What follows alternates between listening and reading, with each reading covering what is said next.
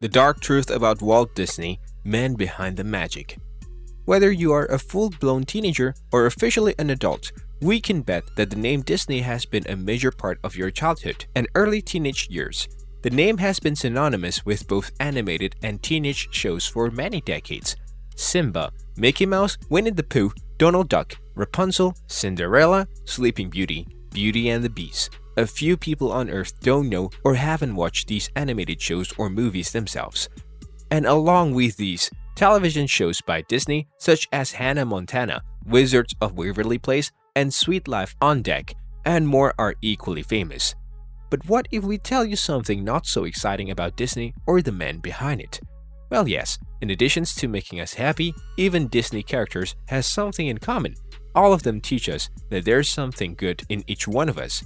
But imagine, what if the person who created Disney, we are talking about Walt Disney here, has some really dark truths himself that most people don't know about.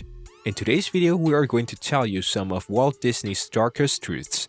So, watch it until the end. Walter Elias Walt Disney turned out to be one of the most prominent business moguls of the 1900s. Before he died in 1966, Walter was an exceptional animator, screenwriter, director, voice actor, and producer. Even after his death, his company still retains a strong command of mass media. But the prolific artist had some shady skeletons in his closet, and let us tell you about them now. Many people believe that his movies promoted racism. While a lot of Disney movies are beloved all across the world, many people believe that most of them include some subtle ideas of discrimination. For instance, it is believed that the popular children's show Jungle Book contains primary plotlines that promote racism, as it was developed in the middle of segregation issues in the 20th century. The fantasy animation originally featured a scene that depicted a lighter-skinned centauret's hooves being smoothed by a dark-skinned sunflower, and thus demonstrating the company and Walt Disney's sentiment about black people being less valuable than white people. This is why the scene has been eliminated in modern versions of the show. However, this is not it. People have also pointed out that the movie Alice in Wonderland is basically a verse about opioid practice. Many people also believe Walt Disney was a racist producer and animator. A few years ago in 2014, the company was accused by the iconic actress Meryl Streep of racism and went on to elucidate how Walter Disney was both racist as well as sexist. Streep's remarks about him resulted in a huge controversy until Walt Disney's own relative eventually confirmed the theory. Abigail Disney, his grandniece, clarified that her uncle was really great and, well, a racist too. How? She posted a status on Facebook referencing the drama, writing that, of course, he made a movie that shows it is better if you stay with your own during the peak period of segregation issues. Here, Abigail was implying the Jungle Book, therefore basically confirming the notions about Walt Disney. And by the way, she seems so proud of it. Maybe it runs in the family, and this is a shocking thing for Disney fans out there. The American screenwriter and animator also served as an informant for the FBI for more than 2 decades.